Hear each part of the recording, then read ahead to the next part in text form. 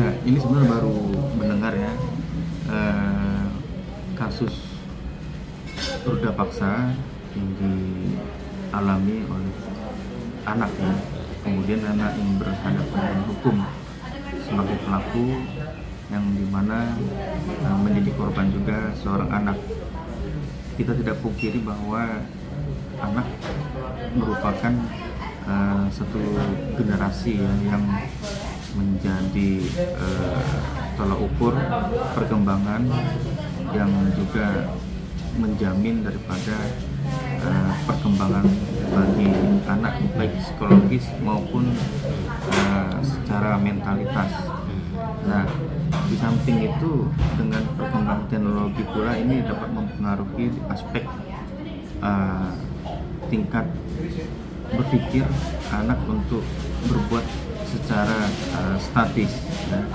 sehingga dapat melakukan perbuatan selayaknya perbuatan orang dewasa seperti baru ini terjadi melakukan ruda paksa, pemerkosaan dan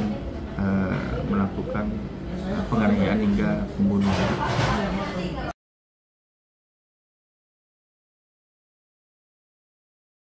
Secara hukum yang mengatur untuk mengadili anak yang berhadapan dengan hukum ada dinamakan sistem peradilan pidana anak yang oleh karenanya norma itu mengatur untuk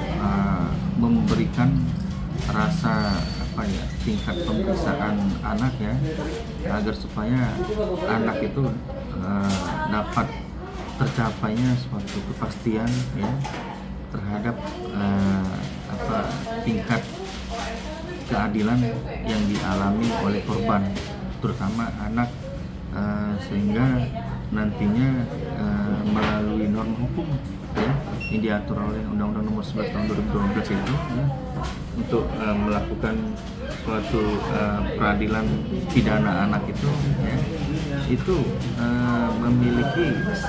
perbedaan tersendiri terhadap sistem peradilan pidana umum ya, karena olehnya diatur secara khusus yang memeriksa tingkat penyidikan maupun tingkat pemeriksaan di pengadilan itu khusus ya, untuk mencegah daripada polarisasi sifat psikologis ataupun traumatisasi yang dialami oleh anak itu sendiri. Nah, cuman kan pelaku utamanya ini sudah hampir dewasa Bang ya, usianya ini 16 tahun dan di Polrestabes Palembang ini menetapkan bahwa inisial IS yang usianya 16 tahun itu menjadi tersangka karena dia pelaku utama, dan sedangkan teman-temannya itu hanya dilakukan untuk bimbingan Bang. Nah, kira-kira Bang, kenapa nih yang 3 ini tidak kena Bang? Sebetulnya kalau melihat daripada kategorisasi anak ya, undang-undang tentang pidana pun ada memiliki kapasitas minimum ya, terkait tingkat dewasa ataupun anak ya. Dikatakan anak itu kan kalau pidana berbicara di atas 18 tahun ya, perdata seperti itu, di atas 18 tahun. Adapun yang mengatakan di atas 20 tahun ya kalau perdata, undang perkawinan juga seperti itu. Namun ini kan kita tidak bisa pungkiri dalam hal ini pengaruh perkembangan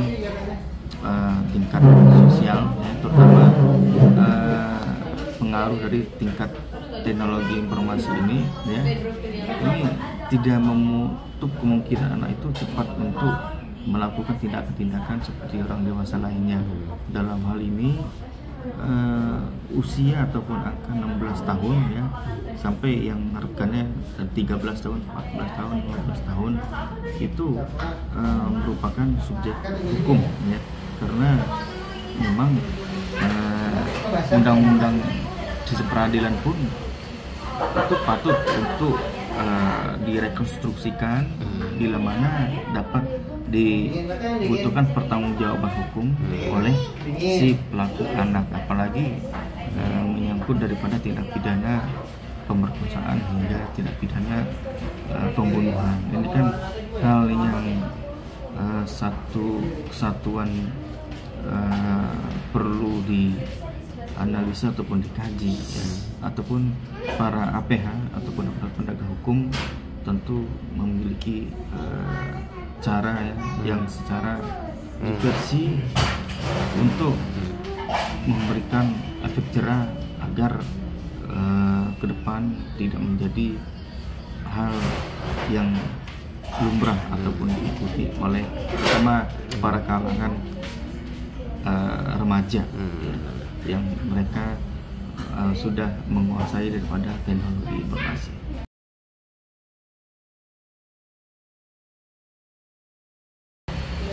Ya, itu sifat personalisasi. Kali ini institusi pendidikan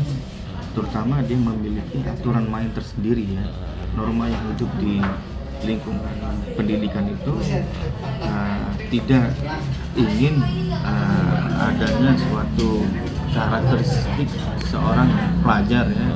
atau peserta didiknya yang berhadapan dengan hukum. Tentunya bila mana seseorang ya ataupun anak itu yang sedang berselisih hukum, maka itu perlu didahulukan untuk seyogyanya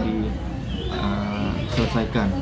ataupun ada alternatif solusi untuk menempuh pendidikan sekolah seperti hal-hal yang pernah dilakukan oleh anak musisi ya, Dul misalkan itu pernah berhadapan dengan hukum,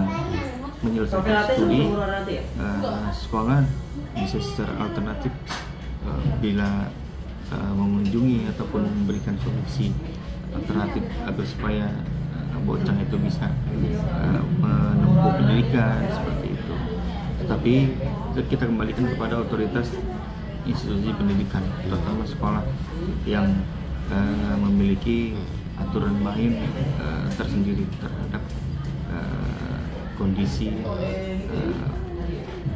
perselisihan hukum seperti itu.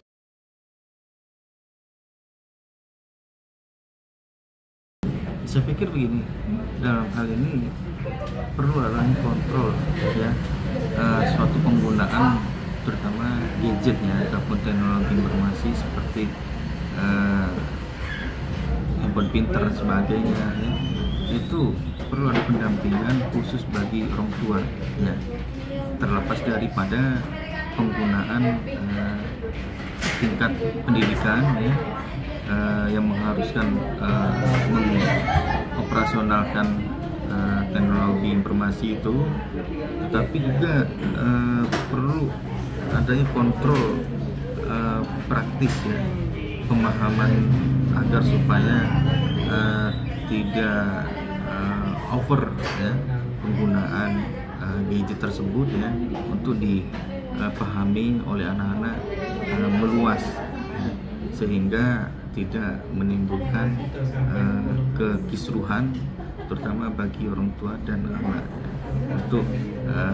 tidak menirukan hal-hal kondisi perbuatan orang dewasa yang negatif seperti itu.